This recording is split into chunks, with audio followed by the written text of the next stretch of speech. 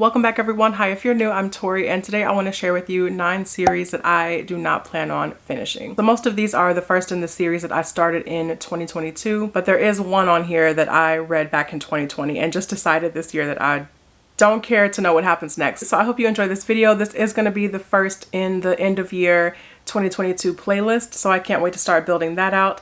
And yeah, let's get into it.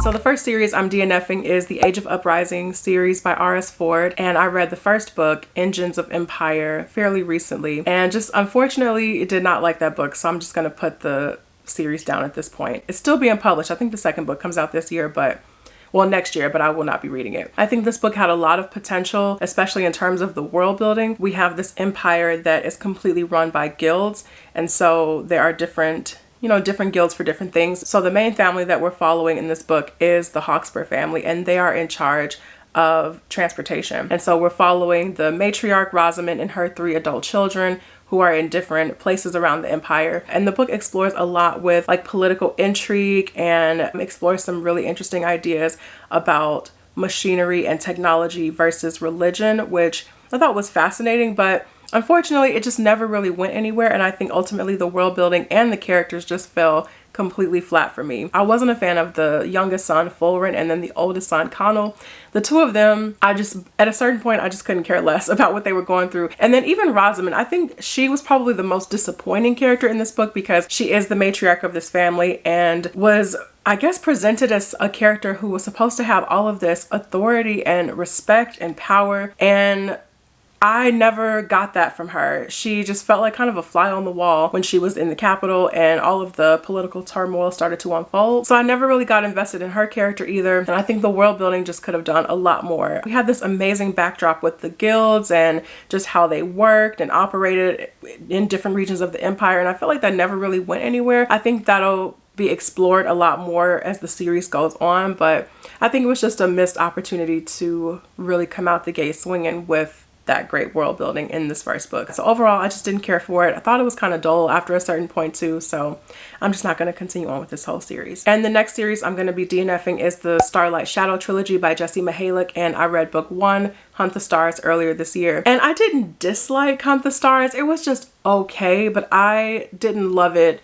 anywhere near enough to want to continue on with the rest of the trilogy and see how things play out. This is a sci-fi romance, and I just never got that invested in the characters to the point where I cared about the romance. And just even the way the romance started to unfold just didn't work for me. There were actually a lot of things in this book that didn't work for me. But the whole premise of it is we have our main character who is the captain of the ship. Her crew is approached by this enemy general and his people in the hopes that they can work together and find something that has gone missing. And so really the first half of the book is our main character and her crew and the enemy crew traveling together in close quarters and trying to get along even though they hate each other and traveling together to the enemy's home planet. The mystery element of the story I found intriguing, but again, the characters and the romance I was just not on board with. One of the things that really took me out of the story was the main character herself. In one paragraph, she would be explaining all the horrific things that the enemy general and his people have done and, just what a monster he is and he's so cruel. And then a few paragraphs later, she'd be like, well, he's kind of hot. And I'm just thinking those trains of thoughts do not go together. Like, what is going on in this book? And it was just angsty moments like that took me out of the story. So overall, it was fine, but I don't care enough to continue. But I do want to read Polaris Rising, which is the first book in Jessie Mihalik's other trilogy. I think that's her first trilogy. And that's also a sci-fi romance, but maybe I'll vibe with the characters a little bit more in that one and actually enjoy the romance. And then next, this is one I was on the fence about. I actually DNF'd this book. I didn't even finish the book, but I'm still kind of on the fence about, like, do I want to go back to it one day? Do I want to give this series another shot and see what happens? So that series is the Bloodsworn Saga by John Gwynne, and the first book is The Shadow of the Gods, and I DNF'd this earlier this year. I wanted to love this book so badly, and for a good majority of the book, I was really enjoying it. We have 3 main characters who we're following in this in their own POV, and one of the characters, Orca, I loved her so much. She was actually becoming one of my favorite female fantasy characters that I was reading so far in 2022 at that point. She was great. She was a mother. She was dangerous. She was this badass character. I really loved her. And even our other female main character who we were following, she was fine too. I didn't love her as much as Orca, but her perspective was still good. And you know, I found things in her POV that really hooked me and just kept me reading in her perspective. But then we have our third POV, Varg. Varg's POV for me was just such a struggle after a certain point and just really took me out of the entire story to the point where I was in Orca's POV and loving it. But in the back of my mind, I'm like, oh, Varg's coming back up, isn't he? And I would flip the page and Varg's name would be there and I would just be like, how did we get here? So unfortunately, Varg just didn't do it for me. I am mildly curious to check out Malice by John Gwynne. I have that kind of on my like maybe TBR. Definitely not anytime soon, but we'll see. Maybe John Gwynne's not the author for me. I don't know. I am going to put the Bloodsworn Saga down, but it's a really popular series. I'm so glad so many people love it. I know book 2, or maybe, I don't know if book 2 just came out or the trilogy wrapped up, but something just released this year in that trilogy and everyone was just like, this is incredible. So people love it and I'm happy that everyone loves this. The next series that I'm DNFing is Between the Earth and Sky trilogy by Rebecca Roanhorse. And this is the only book that I did not read in 2022. So I read book 1, Black Sun, back in 2020. I liked it. Like, it was a solid book. I didn't love it, but the ending of Black Sun in particular was just so frustrating. I mean, it's supposed to be a cliffhanger and get you all excited for the second book and like, oh, what's gonna happen next? But I felt like with that kind of ending, that ending did not, it was not the payoff for the entire book that we just read. The majority of that book feels like this journey story. We do have a couple of different POVs in Black Sun, but the kind of the main focus of the book is we are following this character who has this prophecy attached to him, and we learn about the prophecy at the very beginning of the book. And so the entire story is working up to or leading up to that prophecy and getting us to that point. And so by the end of the book, for the book to end the way that it did, it was just so abrupt. It was way too abrupt for me for the journey that we had been on. Honestly, it felt like there was maybe 3 more paragraphs beneath the ending and it like got cut off in the publication of the book, and that's the ending that we were left with. So at the time I finished Black Sun, I was kind of annoyed by the way that it ended, but still mildly curious, you know, to pick up the second book, Fevered Star, which came out this year. But now I didn't pick up Fevered Star and so much time has passed that I'm just like, I don't even care anymore. So I'm just going to put this trilogy down. But I do want to read more Rebecca Roanhorse. I actually really like Rebecca Roanhorse's work. I do want to read her new book that's coming out, Tread of Angels. I think it comes out like in a week or 2. So right around the corner. And also I want her to finish her 6th World series. The first book, Trail of Lightning, and the second book, Storm of Locusts, those books are so good. If you have not read Trail of Lightning, highly, highly recommend it. It is like this post-apocalyptic urban fantasy story with some incredible indigenous mythology. And oh, those 2 books are incredible and I love them so much. And I've just been waiting for years for the 3rd book to come out and I still don't have it yet. So I really do hope Rebecca Roanhorse goes back to those books eventually because that series is so good. The next series I'm DNFing is the Spin trilogy by Robert Charles Wilson. And I read the first book, Spin, like, I think it was back in January. I read it very close to the beginning of the year. I liked Spin. I really did. I thought it was a great, just slow burner, kind of character-driven sci-fi book. Spin is the kind of book that I finished and I was like, why or how are there even 2 other books? And why is this a series? Spin is the kind of story that stands on its own perfectly fine.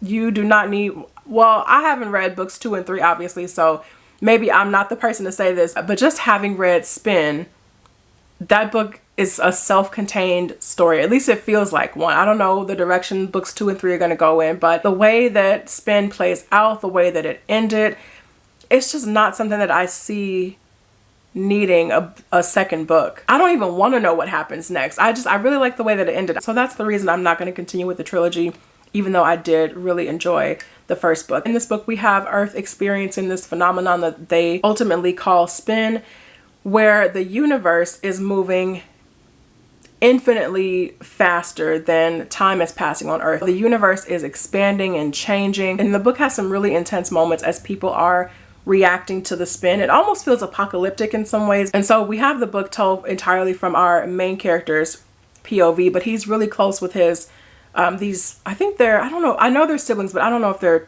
fraternal twins or not, but they're siblings. And so we have our main character's perspective, and then we get his friend who becomes a scientist and is trying to study the spin. And the scientist, his sister, we also follow her through the years as well as she gets wrapped up into this cult. The more that time passes and the universe starts expanding, you start getting into themes of first contact and elements like that. So really great book. I do highly recommend it, but again, just the way it ended, I don't want to read the second book. I think I'm fine. And then the next series I'm DNFing. This is one that I knew, well, actually, I was pretty confident that it would be a series DNF, and that's the Ending Fire trilogy by Sarah El Arifi. And I read the first book, The Final Strife, earlier this year, and it was okay. I think The Final Strife was one of my biggest disappointments of this year, only because I was highly anticipating that book, and I just didn't love it, unfortunately. There were a few things in this book that didn't work for me overall. The biggest one is definitely the repetitive